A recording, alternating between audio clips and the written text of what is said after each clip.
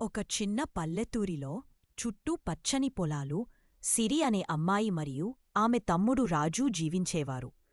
వాళ్ళు మంచి స్నేహితుల్లా ఉండేవాళ్ళు, ఎప్పుడూ కలిసి ఆడుతూ, గొడవపడుతూ, నవ్వుతూ ఉండేవారు. ఒక మధ్యాహ్నం రాజు ఒక సీతకోకచిలుకను వెంబడితూ అడవిలోకి వెళ్ళిపోయాడు. సాయంత్రం అయ్యేసరికి తాను తప్పిపోయినట్టు గ్రహించాడు. రాజును వెతుకుతూ సిరి గ్రామమంతా పరుగెత్తింది. భయపడకుండా అడవిలోకి అడుగుపెట్టింది. చివరికి పెద్ద వృక్షం వద్ద రాజు ఏనుస్తూ కూర్చున్నాడు.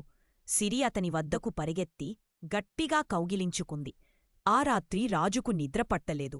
తన అక్క తన కోసం ఎంత పెద్ద పని చేసిందో అంతా అతడి మనసులో తిరిగింది.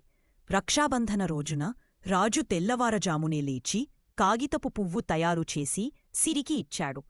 నిన్ను నేను ఎలా రక్షించాలో నాకు తెలియదు, కాని నేనెప్పుడూ ప్రయత్నిస్తాను అన్నాడు రాజు.